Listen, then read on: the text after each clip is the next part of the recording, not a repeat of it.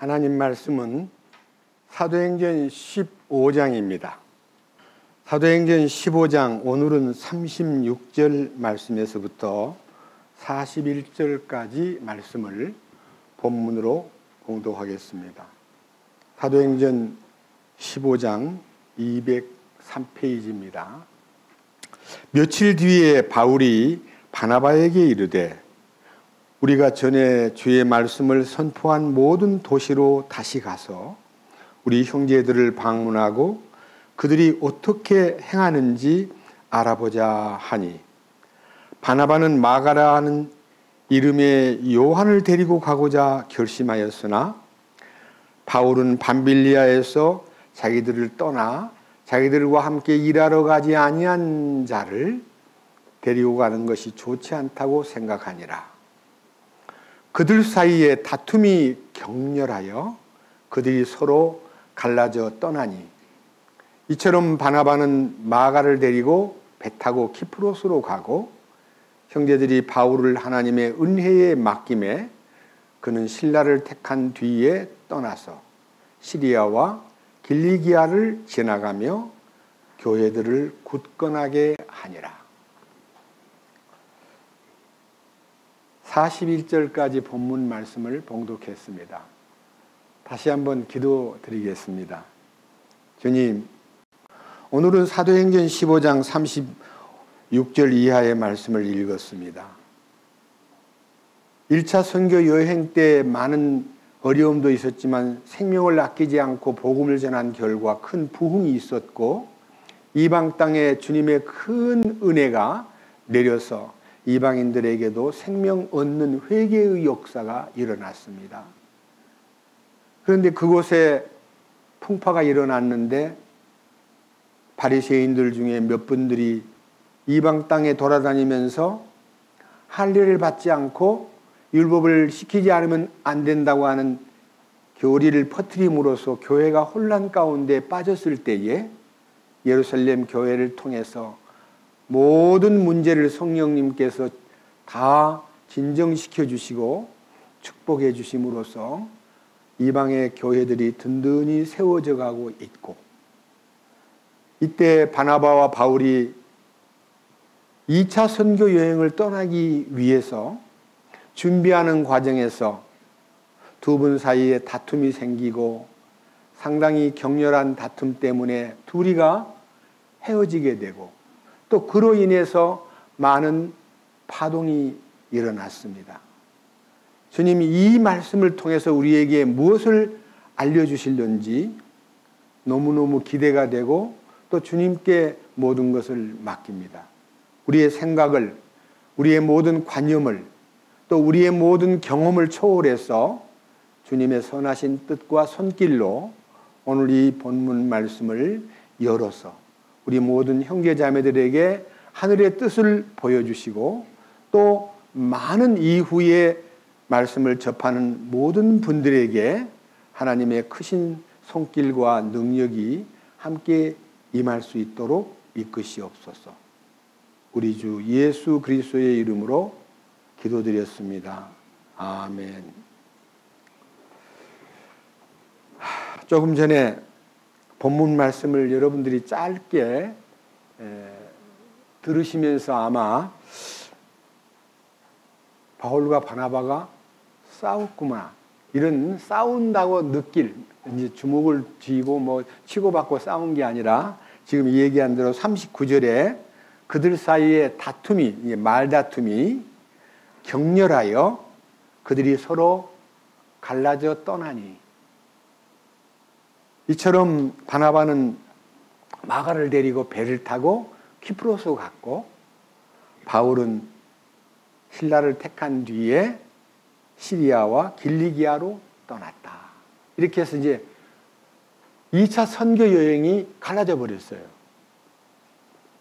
자, 저는요, 이 성경을 읽으면서 처음에는 이제 어릴 때부터 여러 번 읽으면서 아유, 사도들도 싸웠구나. 이거 참 보통 문제가 이 딴 데는 전혀 이런 기록이 없어요.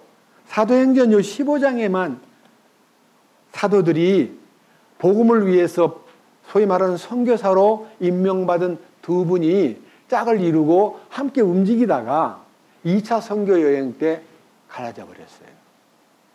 그런데 이제 원인이 뭐냐? 원인은 사소한 원인 같아요. 큰 원인이 아니에요. 밑에 한번 보세요. 자, 36절 본문입니다. 며칠 뒤에 바울이 바나바에게 이르되 우리가 전에 주의 말씀을 선포한 모든 도시로 다시 가서 우리 형제들을 방문하고 그들이 어떻게 행하는지 알아보자 하니. 이게 무슨 말이냐면요. 전도가 서기 45년에 1차 선교 여행을 떠나가지고 지금 이 얘기가 꺼내고 이 얘기를 의논할 때는 서기 52년, 그러니까 한 5, 6년 넘었습니다. 그리고 이제 그동안에 복음을 받은 이방 땅에 굉장히 큰 부흥이 일어나고 있는데 그 중에 이제 안디옥이라는 곳이 중심이 되고 그 위에 시리아, 그 위에 이제 터키 이 곳곳에 복음이 들어갔는데 유대인들 중에서 이제 율법에 정통한 바리새인들이 그 이방 땅에 신방을 가가지고 뭐 보내지도 않았는데 가가지고 여러분들이 구원받았다고 그렇게 말씀하시지만은요 할례를 받으셔야 진짜 구원입니다. 모세의 율법을 준행해야 됩니다 하고 유대인들이 전통으로 받은 할례 받은 것과 그 다음에 율법을 준행하는 모세의 율법을 준행하라고 하는 것을 가르침으로써요 굉장히 파동이 일어난 거예요. 그때는 성경책이 없었습니다. 성경책이 이스라엘 땅에는 있었지만요 이방 땅에는 성경책이 없었어요. 그래 이 이방인들이 말씀만 듣다가 보니까 깜짝 놀란 거예요. 그 무슨 소리입니까? 해서 이 문제 때문에 커다란 이방인으로서 구원받은 성도들이요 많은 혼란이 왔을 때 바나바와 바울이 이 문제를 가지고 예루살렘 전체 회의를 열어서 이 문제를 함께 토론한 장면을 지난 주일날 제가 말씀을 올렸습니다. 그런데 거기에서 결정된 게 뭐냐면 우리가 시키지도 않은 일을 그들이 가서 율법을 강조하고 할례를 얘기하는데 여러분 할례는 제가 석 주 전에 마음의 할례라는 제목으로 말씀을 올렸듯이요 육신의 몸에다가 하나님의 언약의 정표를 새기는 것은 유대인들에게 그림자로 주셨고 실제로는 마음의 할례를 하나님께서 원하시기 때문에 이 마음의 할례는 십자가를 통해서 이루어진 옛사람이 제거되고 새사람이 되는 놀라운 변화에 대한 축복을 염두에 두고 아브라함 때 할례의 언약을 세워서 그것이 2000년이 지나도록 전혀 몸으로만 행해오던 할례가 예수님에 의해서 마음의 할례가 완성된 거예요.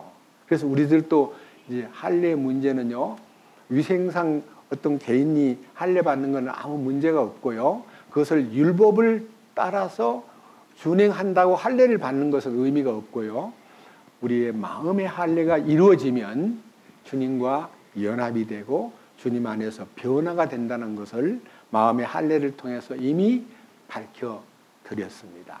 그런데 이제 문제는 이방 땅에 있는 사람들이 혼란 가운데 빠졌고 안디옥의 이제 예루살렘 총회의 결과를 가지고 모든 사람들에게 여기 28절에요. 28절. 15장 28절에 성령님과 우리는 이 필요한 것들 외에 다른 큰 짐을 너희에게 지우지 아니하는 것을 좋게 여겼나니 곧 우상들에게 바친 음식과 피와 목매어 죽인 것과 음행을 너희가 멀리 할지니라.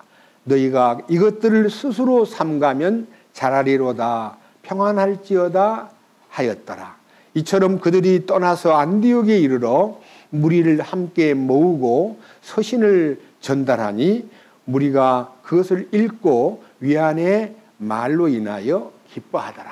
그래서 이제 예루살렘 교회의 성령님의 결정을요 이방에다가 알려줌으로써 이방인들이 마음에 많은 문제가 이제 해소가 되고 기쁜 마음으로 그러면 그렇지 하나님 감사합니다 하고 이제 마음이 아주 평화롭게 이제 여기 밑에 보면요 이 일로 인해서요 얼마만큼 큰 힘이 31절에 보면요 무리가 예루살렘 교회 총회의 서신을 읽고 위안의 말로 인하여 기뻐하더라. 그러니까 마음에 위로를 받고 그 다음에 기쁨이 이제 넘치는, 그렇게 해서 회복이 되고 있고 너무 놀라운 일들을 우리는 마음에서 이렇게 느낄 수 있습니다. 그런데요, 이거 앞으로 한번 넘겨보세요. 앞으로 한번 넘겨보시면요, 이 일을 위해서요, 예루살렘의 커다란 문제가 커져서 예루살렘에 상당한 소용돌이가 생겼지만요, 이 일로 인해서 오히려 복음을 전한 사도 바울과 바나바의 노고가 이게 포착이 되고 모든 교회 안에서 참으로 이 두 분들이 큰 일을 하셨구나 하고 매우 만족한 분위기가 되었고, 그로 인해서 여기 35절입니다. 바울과 바나바도 안디옥에 머물며 다른 많은 사람들과 함께 주의 말씀을 가르치고 선포하니라. 그래서 이제 이 예루살렘 교회의 결정문을 편지로 다 이렇게 전해주고 그 마음의 문제를 이제 다 이렇게 안정되게 한 후에 이제 성경 공부를 하면서 시간이 좀 나니까 방금 본문이 읽었던 36절에서 며칠 뒤에, 이 며칠 뒤에라는 것은요, 시간은 상당히 지난 경과된 시간이지만요, 이 성경 연대기에 보면요, 서기 45년에 1차 선교 여행을 했고, 서기 50년에 예루살렘 소위 말하는 총회가 있었고, 서기 53년에 이제 바울이 바나바에게 우리 지난번 우리 돌았던 그 선교하고 많이 힘들게 지냈던 곳에 다시 한번 방문해서 그들에게 이 예루살렘 교회의 결정과 이 은혜를 같이 나누도록 돌봅시다. 또 혹시 그런 말을 누가 전하더라도 그런 얘기 안 듣고 싶어요 라고 말할 수 있도록 돕자고 선교 여행을 떠나려고 의논하는데 바나바의 마음속에요, 바나바가 이렇게 말합니다. 36절, 며칠 뒤에 바울이 바나바에게 이르되 우리가 전에 주의 말씀을 선포한 모든 도시로 다시 가서 우리 형제들을 방문하고 그들이 어떻게 행하는지 알아보자 하니, 바나바는 마가라는 이름의 요한을 데리고 가고자 결심하였으나, 여기에 마가라는 요한을 2차 선교 여행 때 데리고 가야겠다고 하는 바나바의 마음에 어떤 결정이 딱 서 있어요. 미리 벌써 마음에 딱 품고 바나바가 마가를 데리고 갑시다라고 이 제안을 하는 거예요. 그런데 이 의견을 접한 바울이요, 굉장히 얼굴이 어두워지면서, 그 다음 보십시오. 38절. 바울은 밤빌리아에서 자기들을 떠나 자기들과 함께 일하러 가지 아니한 자를 데리고 가는 것이 좋지 않다고 생각하니라.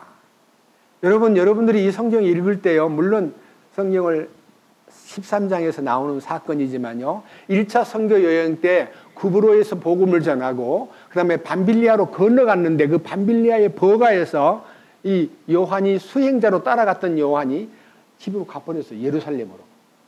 그 사건이 13장에 있는데요, 한번 읽어보고 넘어갑시다.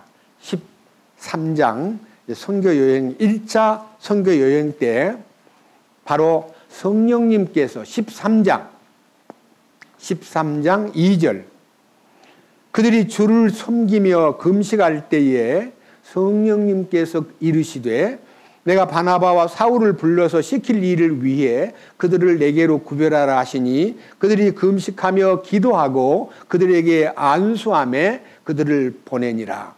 이처럼 성령님께서 보내신 그들이 실루기아로 떠나 배 타고 키프로스로 향하여 살라미에 이르러 유대인들의 회당들에서 하나님의 말씀을 선포하고 또한 요한을 자기들을 섬기는 자로 두었더라. 여기 요한이라는 사람은 이제 히브리 이름은 요한이고요, 로마식 이름은 마가예요. 마가라는, 왜냐하면 이 사람이 공부를 많이 했어요. 여러분, 이 마가 요한은 누구냐면요, 마가복음에 상세히 기록되어 있는데 듣기만 들으세요. 마가복음 14장에 보면요, 예수님이 유월절 어린 양을 먹을 치부를 준비하려고 제자들이 어디서 준비를 해야 되나요? 그랬더니 저 성 안으로 가보면 어떤 여자가 물동이를 이고 가는 사람을 만날 거다. 그 사람을 만나거들랑 주님이 유월절 잔치를 벌릴 장소를 구하는데 어디냐고 물어보면 그 여자가 자기 집 다락방을 보일 거다. 그래서 이제 제자들 둘이가 가서 보니까 어떤 여자가 물동이를 이고 가는 걸 보고 그 사람에게 물었더니요, 안내를 해서 큰 다락방을 보이는 거예요. 그 다락방이 마가의 다락방입니다. 이 성경 기록에 보면 마가는 아버지가 이름이 없기 때문에 아버지가 일찍 돌아가셨는지 어떤지는 몰라도 다락방이 120명이 모일 정도의 큰 다락방을 가졌다는 거 저도 가봤습니다만 굉장히 넓은 다락방이에요. 그건 뭐냐? 부자라는 거예요. 부잣집 아들이에요. 딸도 없고 그냥 마가만 있는 그 어머니 이름이 마리아입니다. 그러니까 그 유월절 마지막 최후의 만찬을 벌렸던 장소가 마가의 다락방이었고, 두 번째는 성령이 오셔가지고 이 함께 모여서 오순절 다락방에 그 사도행전 1장에 보면 120명이 기도하러 모인 그 장소가 바로 마가의 다락방이었습니다. 그리고 베드로가 헤로드 왕에 의해서 야고보가 목이 잘리고 베드로가 투옥된 다음에 이제는 며칠 후에 끌어내서 죽이려고 마음먹었던 그 헤롯의 나쁜 어떤 음모에 모든 교회들이 함께 모여서 기도하던 장소가 사도행전 12장 12절에 보면은 그 다락방 마가의 집에서 기도하고 있었습니다. 하나만 사도행전 12장만 보겠습니다. 사도행전 12장. 사도행전 12장입니다. 1절. 이제 그 무렵에 헤로드 왕이 교회에서 몇 사람을 괴롭히려고 자기 손을 뻗치고 요한의 형제 야고보를 칼로 죽이니라. 그 다음 또 그가 유대인들이 그 일을 기뻐하는 것을 보았으므로 나아가 베드로를 잡으려 하였는데 그때는 무교절 기간이더라. 그가 그를 붙잡아 감옥에 가두고 군사가 내식인 내 소대에 맡겨 지키게 하였으니 이것은 이스터가 지난 뒤에 그를 백성에게로 끌어내려 함이라.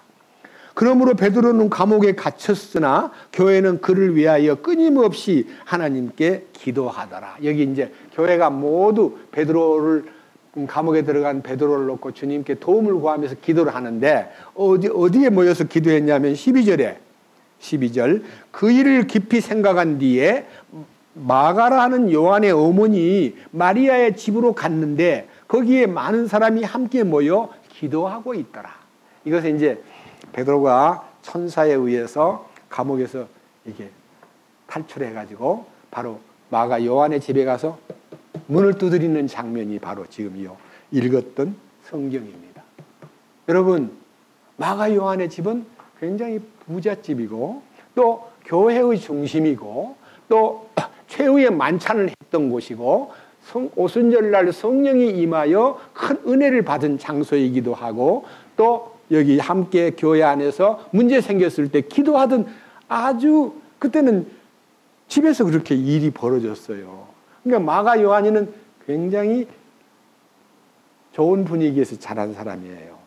1차 선교 여행 때 바울과 바나바가 선교 여행을 떠날 때 마가 요한이를 대동에서 떠났어요. 떠났는데 자, 다시 사도행전 13장 봅니다. 사도행전 13장. 자, 이제 이 말씀 속에서 아하, 큰 문제가 생겼구나 하는 걸 느낄 것입니다. 바울과 바나바가 이제 선교 여행을 떠나서 이제 말씀을 전하기 위해서 함께 움직이고 여러 가지 큰 역사를 나타내고 있는데 놀랍게도 이 일이 커다란 하나의 상처가 되었습니다. 왜냐하면 마가 요한이 중간에 다른 특별한 이유도 없이 돌아가 버렸어요. 아까 얘기한 대로 13장 5절에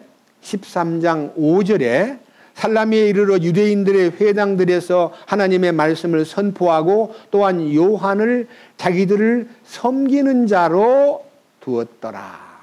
구브로 섬에 총독 서기오 바울이 구원을 받고요. 그 일로 인해서 이제 큰 역사가 일어나는데 넘겨보세요. 그런데 이제 사람들이요 놀랍게 은혜를 받고 또 사도 바울의 이 설교를 듣고 이 일로 인해서 커다란 은혜가 임하고 있는데 서기오 바울이 살던 구브로 섬에서 떠나가지고 밤빌리아로 들어가서 말씀을 전하려고 떠났는데 자 13절입니다. 13장 13절 이제 바울과 그의 일행이 바보에서 배 타고 떠나 밤빌리아의 버가에 이르렀을 때에 요한은 그들을 떠나 예루살렘으로 돌아가니라. 요한이 그냥 특별한 어떤 뭐 의논이 되거나 아니면 집에 무슨 일이 벌어졌거나 엄마가 뭐 아프시다거나 사고가 나서 간 게 아니라 여기에 특별한 이유도 없이 그냥 떠나버린 거예요. 근데 이 기록은 요한이 무슨 일로 떠났구나 하고만 알았는데 이제 2차 선교 여행을 의논하는 끝에서 바나바는 과거에 그렇게 실수하고 좀 이렇게 실망을 끼쳤어도요 다시 이게 사람을 만들기 위해서 데리고 가려고 하는데 사도 바울이 안 됩니다.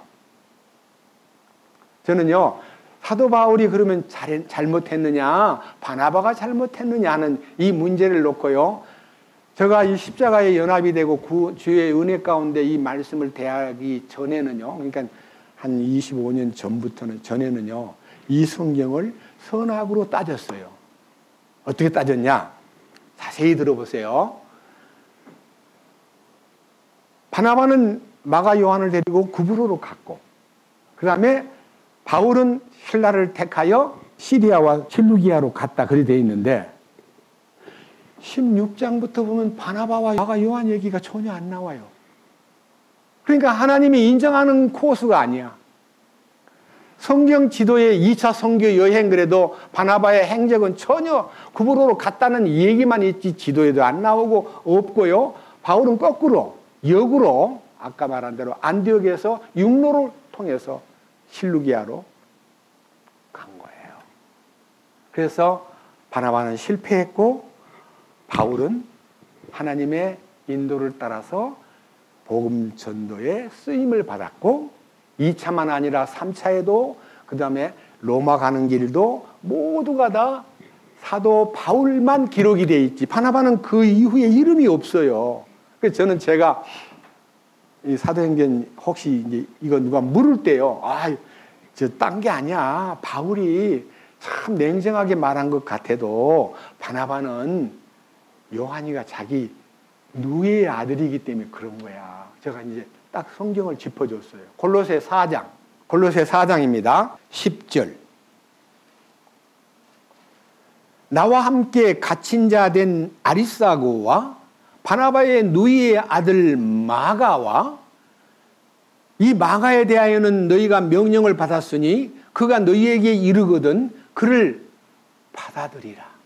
여기는요, 여러분 골로새서가 쓰인 편지를 쓴 때가 서기 62년이에요.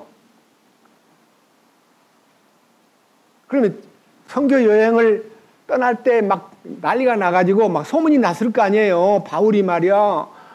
요한이를 그냥 거절했대. 요한이를 놓으라고 했대. 그래서 요한이는 따라갈 수가 없기 때문에 바나바를 따라서 구브로로 갔대. 그리고 이제 소문이 많이 파다하게 교회 가운데 안 퍼졌겠습니까? 그런데 여기 지금 골로새 4장을 읽어보니까요. 바나바의 누나의 아들이 마가 요한이라는 게 보이잖아요. 그죠? 이 바나바, 마가는 누구냐면 바나바의 누이의 아들 마가와, 바나바 누이는 마리아잖아요. 다락방집 주인 아줌마. 그런데 나중에 이제 골로새 교회로 가거들랑 그를 받아들이라. 예? 그를 받아들이라. 하니까요, 이제 추천서를 쓰는 거예요. 이제 바울이. 나 그때 헤어질 때는 문제가 좀 있었지만 지금은 이 마가 요한이 회복이 돼서 커다랗게 쓰임을 받는 사람입니다. 여러분, 마가복음을 마가가 기록했거든요. 언제 기록했냐면 서기 60년에 마가복음이 기록되었어요. 그러니까 그 선교 여행 떠날 때 다툼으로 인해서 막 이게 갈라지고 바울이 막 안 볼 사람처럼 이렇게 했을 때서 7년 후에, 그러니까요, 그 7년 기간 동안 마가복음이 기록될 때가 서기 60년이니까요, 바나바는 어떤 사람이냐? 족하니까 좀 봐주려고 하다가 상당히 어려워졌다고 생각했던 것이 과거 제가 육신적으로, 인간적으로 성경을 풀었을 때의 심정이었습니다. 그런데 전혀 다른 각도로 눈이 열렸습니다. 여러분, 바나바는 누굽니까? 바나바라는 사람을 좀 더 깊이 기도하는 마음으로 읽어보니까요, 참 그는 대단한 사람이에요. 저는 바나바가 바울에게 어떻게 했는가 하는 이런 인간적인 면으로 바울과 바나바 사이의 관계를 보면요, 바울을 살린 사람이 바나바예요. 그걸 보면요, 그럴 수 있을까? 아니, 대선배고 또 그런데다가 자기를 굉장히 어려움 속에서 돌봐준 사람인데, 바나바라는 사람에 대한 그 인간성과 그의 족적을 조금 살펴보면요, 제가 이제 영으로 깨달은 바나바의, 바울과 바나바 사이에서 누가 옳으냐 그르냐가 중요한 게 아니고요, 주님이 보실 때 어떤 방법으로 이 두 사람이 갈라졌느냐, 이 싸움이 나쁜 의미로 헤어진 게 아니라 커다란 의미를 지니고 있다는 것을 새롭게 느꼈기 때문에 오늘 즐겁게 여러분들에게 이 바나바와 바울 사이에 이 다툼이 주는 의미를, 오늘 제목을 뭐라 정했냐면요, 예루살렘에 일어난 이 얘기인데도요, 이 제목을 이렇게 제가 붙였습니다.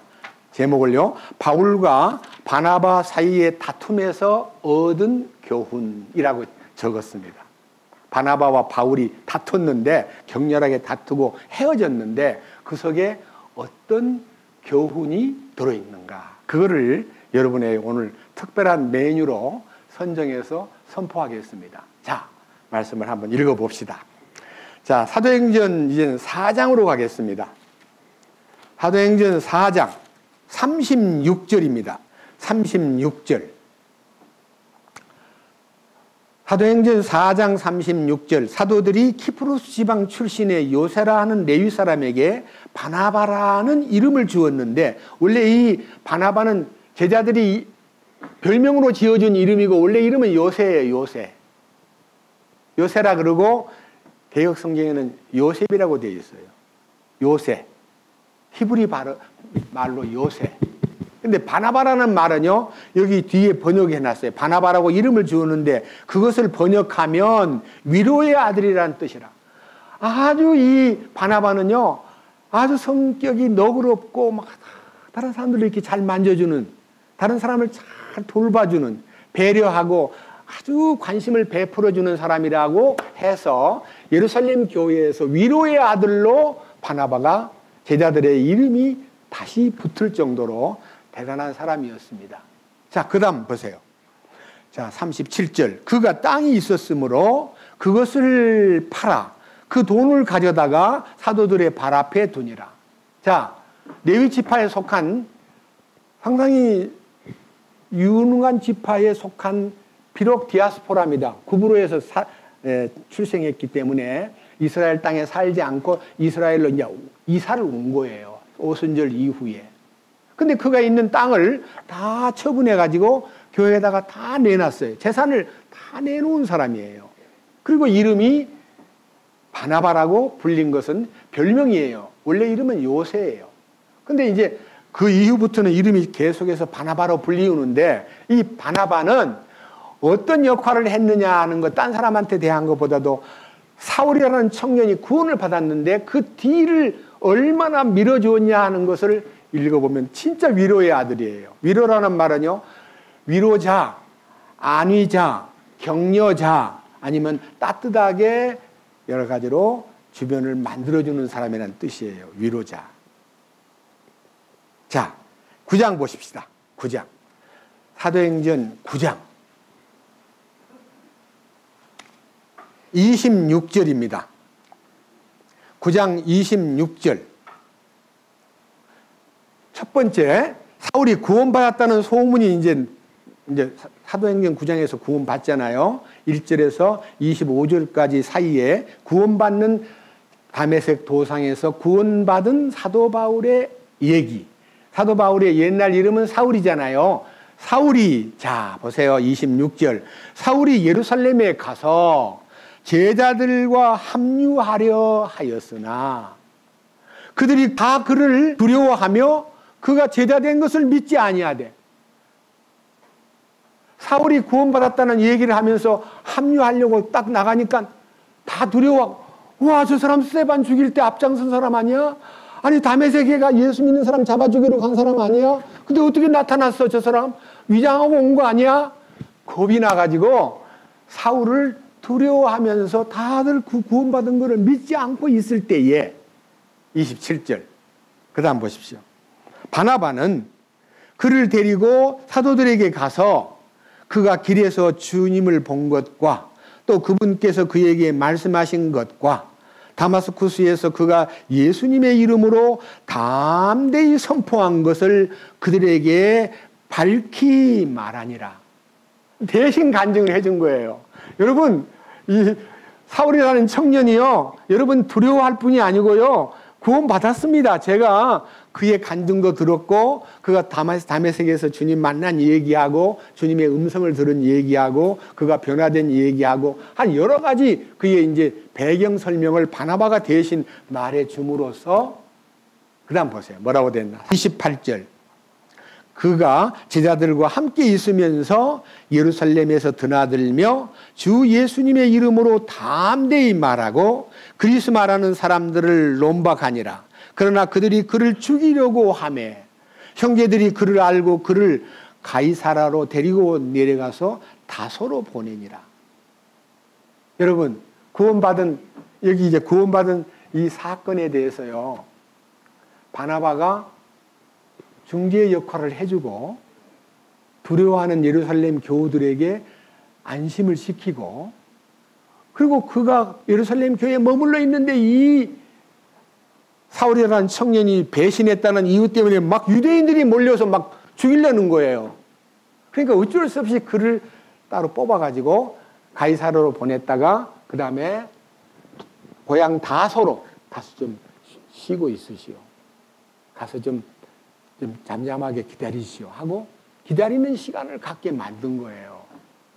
그러니까요, 너무나 악하게 굴고 너무나 무섭게 행동한 사울에 대하여 마음에서 기쁘게 받아들이는 사람들이 적고, 그 다음에 오히려 그 반발하는 동료들 가운데 많은 유대인들이 아까 얘기한 대로 밑에 한번 다시 봅니다. 29절. 주 예수님의 이름으로 담대히 말하고 그리스 말하는 사람들을 논박하니라. 그러나 그들이 그를 죽이려고 하매 형제들이 그것을 알고 그를 가이사르로 데리고 내려가서 다소로 보내니라. 그러니까요, 굉장히 처신이 아주 입장이 곤란하고 어려운 상태에 이제 고향 땅 다소라는 곳에 피신을 했습니다. 여러분, 이렇게요, 피신해가지고 이제 묻혀 있는데 성경 기록을 보면요, 거의 10년 동안 다소에서 묻혀 있었다는 거예요. 그런데 너무 놀라운 일이 벌어져요. 11장. 자, 넘겨보십시다. 11장입니다. 여러분들이 이 11장을요, 주의 깊게 보면요, 놀라운 일이 벌어집니다. 자, 11장 19절부터 봅니다. 11장 19절. 여러분들이 이렇게 보면요, 그냥 혼자서 쑥 읽을 때는 잘 안 보이는데요, 제가 이렇게 짚어주면요, 사건들이 보이기 시작해요. 아, 이런 일이 있었구나. 설교를 이미 들었고 다 지나갔지만은, 아, 이런 일이 있었구나. 다시 한번 상기시켜드리고 싶은 겁니다. 자, 11장 19절. 이제 스데반의 일로 인하여 일어난 핍박으로 말미암아 널리 흩어진 자들이 멀리 페니게합니다. 두로와 시돈 지방, 그 다음에 키프로스와 아까 그 구브로 섬입니다. 그 다음에 안디옥까지 여행하며 오직 유대인들에게만 말씀을 선포하더라. 그들 중에 몇 사람이 키프로스와 구레네 사람들이었는데 그들이 안디옥에 이르러 그리스 말하는 사람들에게 말하여 주 예수님을 선포하며 주의 손이 그들과 함께하므로 많은 수의 사람들이 믿고 주께로 돌아오더라. 그러니까요, 스데반의 핍박으로 인해서 흩어진 성도들이요 곳곳에 다니면서 복음을 전했는데 그 복음을 전한 분들이 대부분 다 안디옥 교회에 모인 거예요. 그 안디옥 교회에 모였다는 얘기를 듣고 예루살렘 교회가 대책을 세워야 되는데 어떤 대책을 세웠느냐? 밑에 보십시오. 22절. 그때 이 일들에 관한 소식이 예루살렘에 있던 교회의 귀에 들어가매, 교회의 귀에 들어갔다는 말은요, 제자들이 그 소식을 듣고 그 말입니다. 그들이 바나바를 보내며 그가 멀리 안디옥까지 가게 하니라. 예루살렘 교회에서 위로자로 참으로 레위 지파 사람으로서 신실하게 살아가는 그 착한 바나바를 당신이 안디옥 좀 가가지고 안디옥을 좀 돌보시오 하고 안디옥 교회에다가 파송을 시키는 거예요. 예? 여러분, 안디옥 교회에 파송시켰다는 것은 굉장히 그리스 말을 잘한다는 뜻이에요. 원래 디아스포라 하면요, 구브로에서 태어나서 거기서 교육받고 또 상당한 외국의 여러 가지 히브리 말 외에도요, 그리스 말을 잘하는 사람이기 때문에 그쪽 지역의 이방인들하고 상대해서 말을 잘 도와주라고 이제 파송을 시켰는데 거기에 바나바가 파송된 거예요. 그 다음 보십시오. 자, 23절. 그가 이르러 하나님의 은혜를 보고 즐거워하며 그들 모두에게 권면하여 그들이 마음에 작정하고 주께 붙어 있으라 하니라. 그 다음 24절. 바나바의 특성입니다. 바나바는 선한 사람이요. 개역성경에는 착한 사람이요. 그렇게 되어 있어요. 예? 착하다, 선하다는 말은 같은 말이잖아요. 바나바는 선한 사람이요. 성령님과 믿음이 충만한 사람이더라. 많은 사람들이 주께 더해졌더라. 그러니까요, 굉장히 바나바가 그 안디옥에 갔을 때 막 부흥이 일어나는 거예요. 그 착하고 성령과 믿음이 충만한 사람에 의해서 막 교회가 부흥되면요, 여러분, 인간은 성취감을 갖고 있기 때문에요, 이렇게 부흥이 되면요, 야심도 생길 수 있어요. 더군다나 이제 처음 목회니까요. 안디옥 교회에 처음 파송받은 목회자니까 교회가 부흥되면요, 딴 사람이 오면은 별로 안 좋을 수도 있어요. 자기가 열심히 한 그것이 혹시 공로가 깨질까봐. 그잖아요? 그런데 놀랍게 보세요. 그 다음 깜짝 놀랄 일이 있습니다. 자, 뭐라고 되어 있냐면요, 25절. 그때에, 여기에요. 그때에 바나바가 사울을 찾으러 다소로 떠나서, 다소로 뭐하러 가요? 홀로 귀양 간 거나 다름없고요. 예루살렘 교회에서 쫓겨나가지고요, 죽이려니까 도망을 가서 피신하고 있는데 기다리라 해서 기다리는 시간이 성경학자들 가운데 이 기간을 약 10년 이상 봐요. 그러니까요, 홀로 그냥 구원받은 이후에 굉장히 30대에 이제 구원을 받았는데 40대가 다 돼가요, 지금. 사울이. 그런데 거기에 바나바가 안디옥 교회에서 이제 부흥이 일어나니까 다소로 일부러, 여러분 지도를 보면요, 거리가 얼마나 먼가를 여러분은 보면요, 이야, 이 먼 길을 찾아가. 자, 성경 지도를 한번 펼쳐서 마음으로, 이렇게 놀라운 일들을 했구나 하고 느끼는데요, 그 거리가 얼마나 되는가를요, 여기 성경 지도 18페이지, 파도 바울의 1, 2차 선교 여행. 자, 이렇게 노란 지도가 있습니다. 성경 뒤에 18쪽. 자, 보십시오. 여기가 예루살렘이고요, 여기가 가이사라고요. 보세요. 사도 바울이 핍박을 받으니까 친구들이 가이사라로 피신시켰다가 이 사람을 데리고 다시 먼 길을 떠나서 다소라는 요 사울이 출생한 고향으로 피신시켜 놓았는데 거기서 너무 오랫도록 아무도 누가 불러주지 않으니까 기다리고 있는데요, 이 안디옥에 파송받은 바나바가 이 안디옥에서 사도 바울을 데리러 혼자 가서 그를 모시고 다시 안디옥으로 와가지고 안디옥의 부흥을 위해서 두 사람이 함께 움직이는 장면이 성경에 나옵니다. 너무 놀라운 장면입니다. 자, 이 장면을 제가 포착하고 나서요, 주님, 과거에 바나바는 자기 조카 요한을 봐주려고 하다가 바울하고 갈라져 가지고 육신적으로 하나님이 인정하지 못하는 길로 가버렸고, 바울은 신라를 데리고 복음을 전하는데 그 길은 비록 바울이 성질을 내고 매우 불쾌한 모습으로 헤어진 것 같지만 바울은 정당하고 바나바는 부당한다, 이렇게 옳고 그름을 따졌던 과거에서 제가 또 일주일 동안 주님께 용서를 구했습니다. 바나바는 옳고 그르고 바울은 옳고 바나바는 틀리고 잘못 생각했습니다. 두 사람 다 주님의 뜻을 따라 주님이 주시는 길을 걸어간 것을 확실히 믿습니다 하고 견해가 정리됐습니다. 정리된 견해를 밝혀드리겠습니다. 제가 이렇게 정리된 기쁨이요, 웃음으로 지금 표현되고 있습니다. 자, 사도행전 다시 돌아갑니다. 놀라운 얘기입니다. 자, 방금 봤던 11장, 사도행전 11장 25절. 그때 바나바가 사울을 찾으러 다소로 떠나서 그를 만남에 안디옥으로 그를 데려오니라. 그들이 만 1년 동안 그 교회에 함께 모이며 많은 사람들을 가르쳤는데 제자들이 이 안디옥에서 처음으로 그리스도인이라 불리니라. 여러분들이 이 바울과 바나바가요, 연합을 해서 안디옥에서 성경 공부를 하면서 말씀으로 충만돼 가지고요, 사람들에게 그동안에는 뭐라고 불렀냐면요, 나사렛 예수당, 이단의 무리들, 이상한 방법으로 우습게 봤는데요, 거기서 그들 두 사람이 참으로 주님을 나타내는 이 부활 생명의 삶을 살도록 이끌어가다 보니까 크리스찬, 그리스도의 사람들, 그리스도인이라는 이름을 받게 되었어요. 여러분, 지금 우리 그리스도인이라는 이름은요, 예사로운 이름이 아닙니다. 그리스도를 나타내는 사람이라는 뜻이에요. 예? 아시겠죠? 놀라운 얘기예요.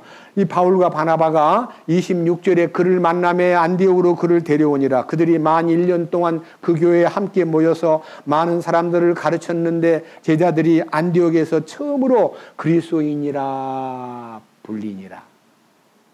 참 놀라운 일입니다. 그뿐만 아니에요. 그뿐. 또 있어요, 일이. 밑에 보세요. 자, 이 무렵에 27절. 이 무렵에 대언자들이 예루살렘에서 안디옥에 이르렀고 그들 중에 한 사람 곧 아가보라는 사람이 일어나 영을 통해 온 세상이 두루 큰 기근이 들 것을 표적으로 보여주었는데 카이사르 클라우디우스 시대에 그 일이 이루어지니라.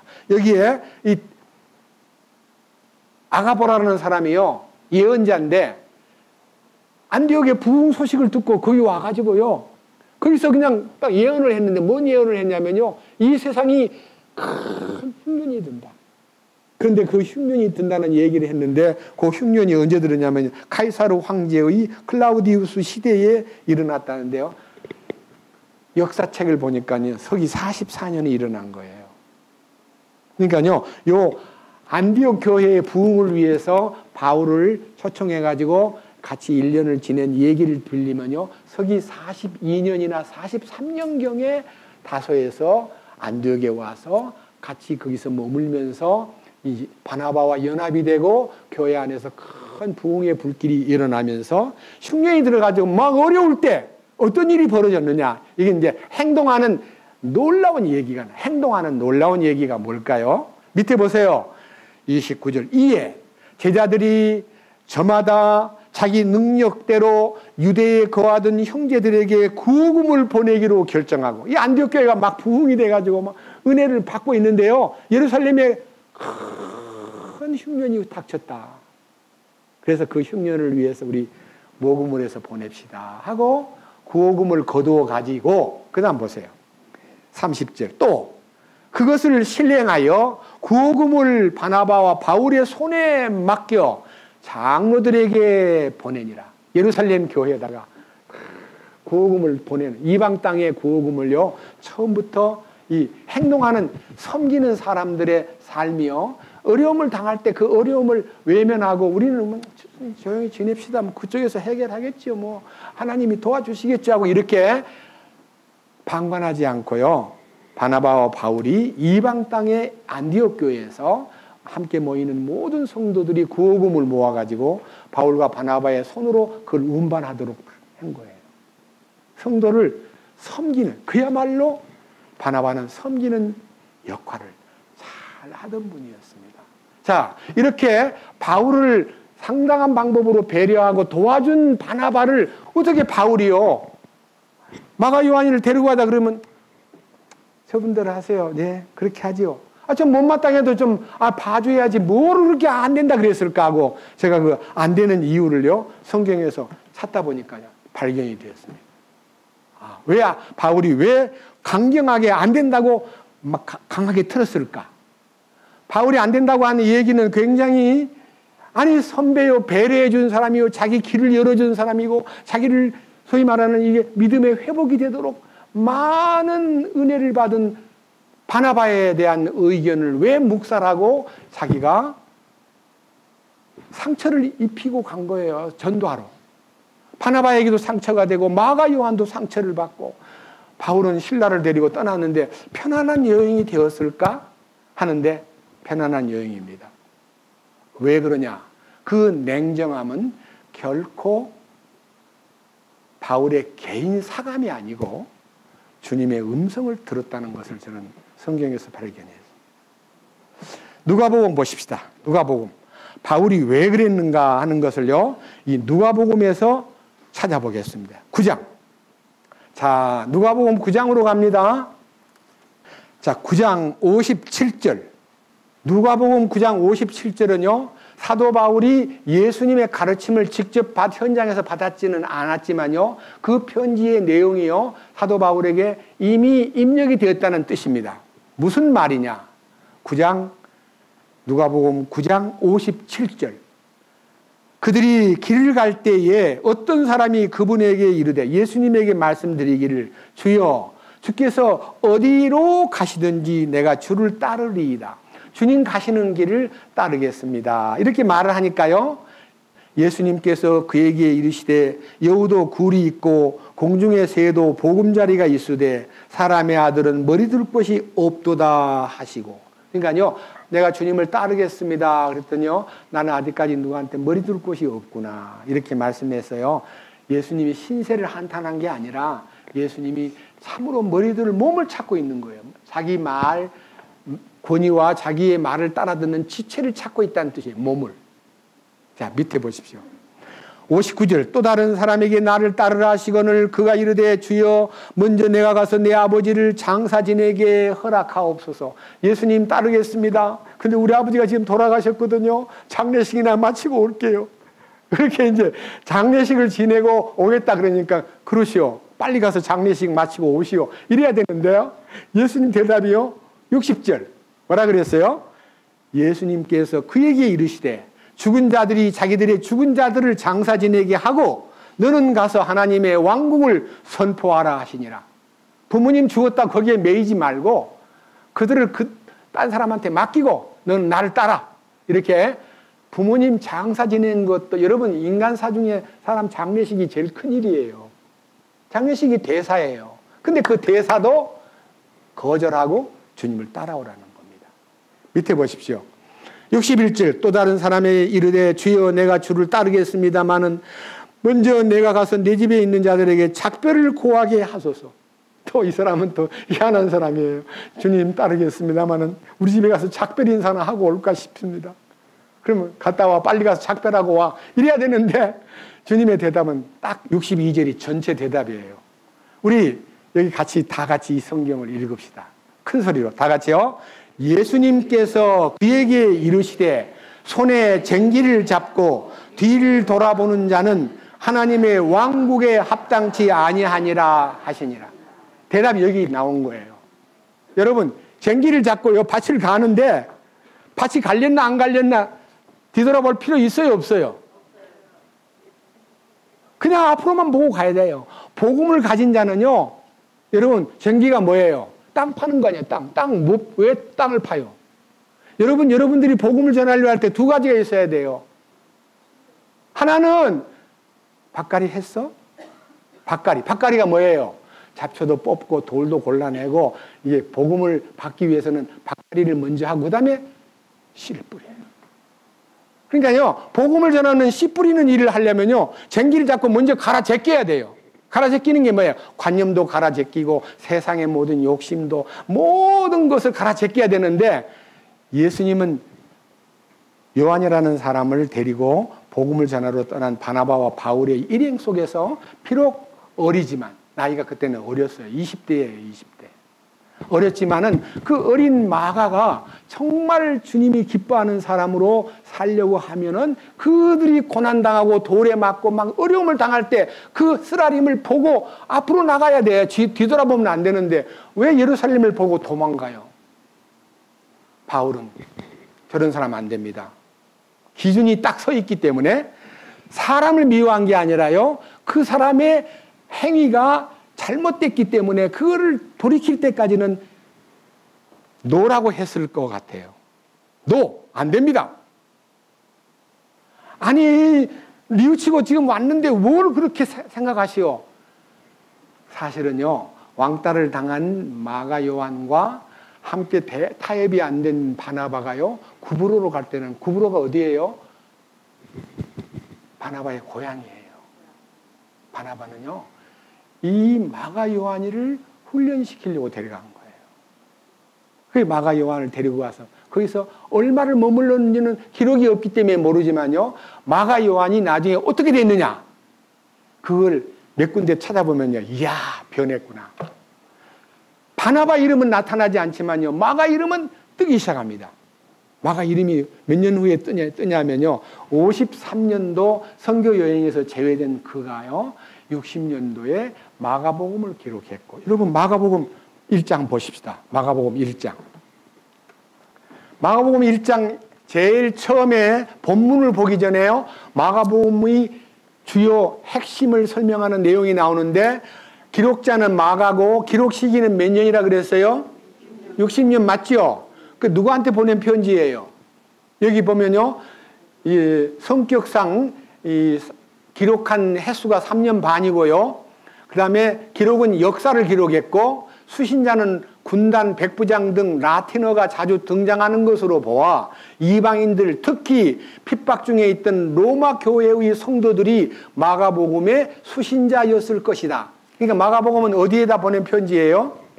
로마에 보낸 편지예요. 대단한 거예요. 그러니까요, 이 마가복음을 쓴 것을 놓고요, 여러분들이 이제 로마서하고 비교를 해보면요, 로마서는 사도 바울이 썼고요, 마가복음은 마가가 썼어요.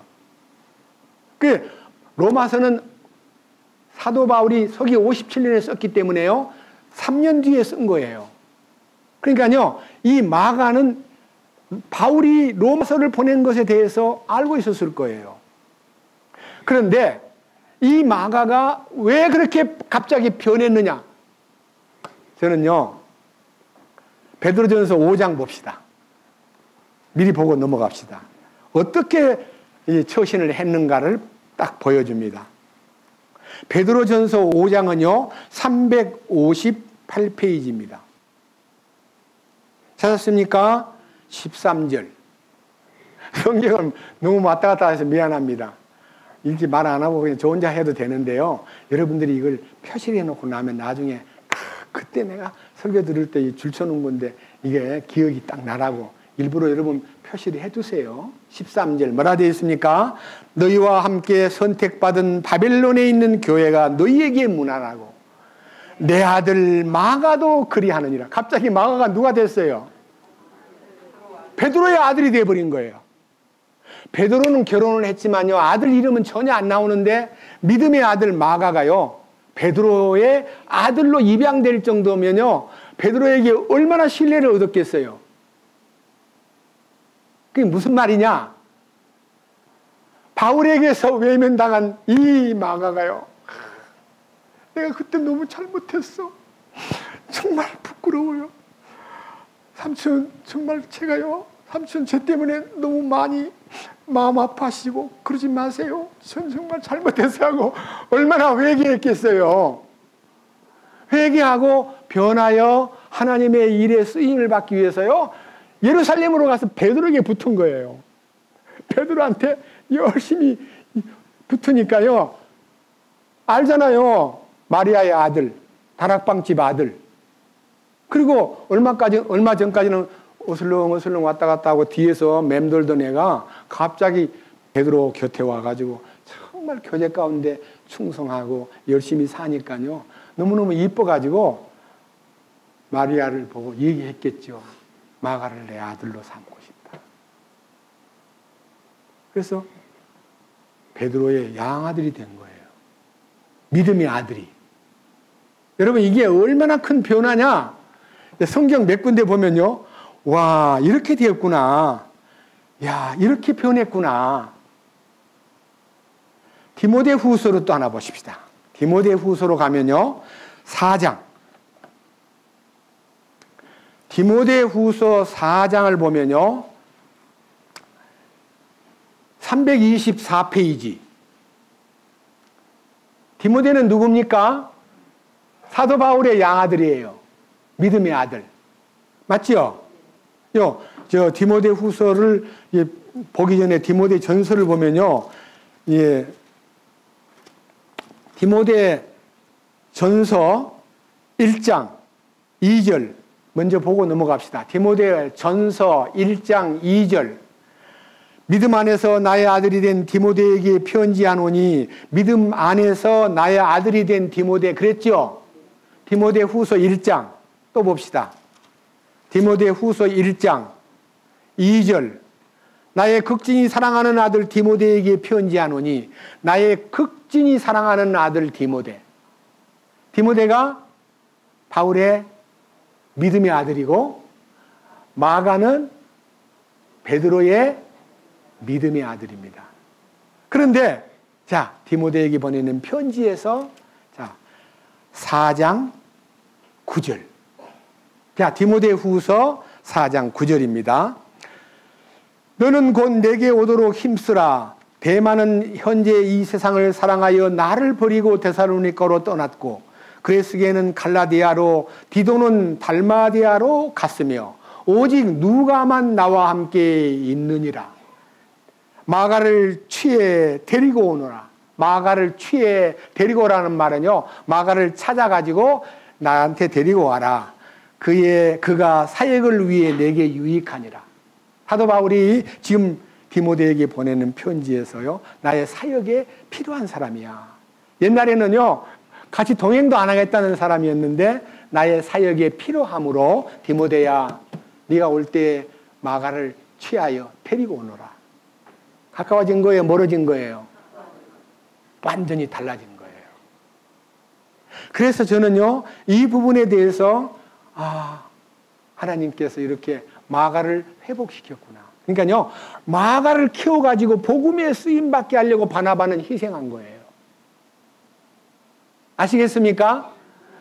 바울하고 뒤틀어져가지고 말도 안 해. 너 뭐 저런 게 다 있어. 내가 지를 얼마나 생각하고 길을 닦아주었는데, 아니 이거 하나를 안 봐주고 이렇게 하고 헤어진 게 아니라요, 다투다가 쟁기를 잡고 뒤를 돌아보는 일에 대해서 합당치 않다는 말씀을 바울이 먼저 마음에 새기고, 마가를 거절한 게 아니라 마가의 삶에 대한 것을 뉘우치도록 기회를 만들어주기 위해서 떨어뜨린 거예요. 그랬더니 바나바가 데리고 따로 가서 개인적으로 잘 회개케 해가지고 변하여 새 사람이 되어서 마가복음을 쓰게 만들고, 베드로의 믿음의 아들이 되게 만들고, 훗날 주님의 일에 크게 쓰임을 받는 일들이 척척 나오는 걸 보면 마가는 완전히 달라진 거예요. 그래서 마가는 사도 바울하고도 다 화해가 되고, 또 바나바는 그 일을 위해서 몰래 희생한 참 훌륭한 믿음과 성령이 충만한 사람이고 착한 분이라는 것을 저는 깨닫고 나니까 옳고 그름으로 보지 않고 믿음을 회복시키는 데는 이렇게 사람들이 이런 방법으로 배려가 필요하구나 하고 느꼈어요. 아시겠습니까? 제가 이 말씀을 느끼고 나니까요, 이 사도행전 15장 36절 이하의 말씀을 전하려 할 때 마음이 막 너무 막 원고를 이제 베드로 이 설교를 원고를 쓰는데요, 저는 한 페이지면 충분합니다. 한 페이지 가지고 메모해 가지고요, 설교를 준비할 때 이렇게 페이지에 대부분 설교를 준비하면 요 반장짜리 한 페이지에 충분한데요, 사도행전 지금 강의는 한 페이지, 두 페이지, 세 페이지. 왜 썼냐? 뭐라고 썼나 하면 읽어 드릴게요. 첫째, 나의 잘못된 과거의 견해. 두 번째, 바울과 바나바의 관계. 세 번째, 바나바의 인품. 네 번째, 마가 요한에 대한 배경. 그래가지고 다 쓰다 보니까요, 페이지로 3페이지나 썼는데요, 이걸 보고 읽을 수 없잖아요. 준비하는 과정에서 주님, 이 바나바의 희생, 그것이 바로 인재를 키우기 위해서 희생한 분이 계셨기 때문에 마가 같은 인물이 사실 배출된 거예요. 그냥 만약 그냥 쉽게 바울하고 베드로하고 합의가 돼가지고 마가 요한 너 안 되겠다, 가라. 니마 지난번에 그렇게 해서 안 돼, 다음부터 어려워 하고 사람을 밀어버렸다면 마가는 실망해가지고요, 아마 어딘가 처박혀 있었을 거예요. 근데 그 실망 속에서 자기를 보게 만들고 그렇게 깨닫게 만든 다음에 구브로에 가서 특별한 비기너 코스로 레슨을 시킨 거예요, 바나바가. 그리고 나서 하나님께 예루살렘에 돌아가가지고 베드로 곁에서 양육을 받고 그 다음에 마가복음을 쓰게 만드는 하나님의 성령의 이끄심 속에서 마가가 엄청난 일꾼이 되었고, 그 다음에 훗날 바울하고 합류를 해서 커다란 복음의 큰 역할을 했다는 거 너무 놀라운 일이에요. 여러분, 우리는 사람을 다룰 때 사람의 옳고 그름이나 선과 악을 가지고 잣대를 재를 게 아니라 주님의 마음으로 사람을 다루고 사람과 관계를 재설정하는 것이 얼마나 중요한가를 오늘 배우는 여러분 되시길 바랍니다. 누구를 옳고 그름으로 보지 말고 다름의 특징, 다름이라는 것이 있구나, 그 달라도 주님이 또 다른 방법으로 쓰시겠지 하고 그를 위해서 기도하는 우리 모두가 되기를 주님의 이름으로 축원합니다. 기도합시다. 주님 감사합니다. 오늘은 바나바와 바울 사이에 다툼이 주는 교훈을 생각해 보았습니다. 과거에는 육신적인 안목으로 바나바의 누이의 아들 요한에 대한 배려가 바나바의 육신적인 생각인 줄만 알고 거기에서 접었는데, 말씀을 깊이 읽고 또 기도하는 가운데 이 견해를 바꾸어 주신, 25년 전의 견해를 새롭게 바꾸어 주신 주님 찬양합니다. 바울은 바울대로 주의 뜻을 따라서 복음을 위해서 나섰고, 바울은 인간적으로 마가 요한이를 미워하고 등진 것이 아니라 그를 주님께 맡겼고, 바나바는 또 그를 데리고 가서 그의 구체적인 과거를 정리하여 하나님께 쓰임받는 사람으로 예루살렘 교회의 중심에 세웠고, 그로 하여금 마가복음을 쓰게 하고 그 이후에 복음을 위해서 바울과 동역자가 되고 함께 제회하여 거룩한 뜻을 이루는 일에 쓰임받은 이 놀라운 일이 바나바의 희생과 그의 배려 때문인 것을 생각할 때, 바나바같이 이름은 비록 지어졌지만 그는 하나님 앞에 참으로 귀하게 쓰임받은 사람인 것을 믿습니다. 우리 가운데서 음지에서 말없이 일하고 순종하고 충성하는 형제 자매들을 특별히 주님께서 기억해 주시고 축복하여 주시옵소서. 우리 주 예수 그리스도의 이름으로 기도드렸습니다. 아멘.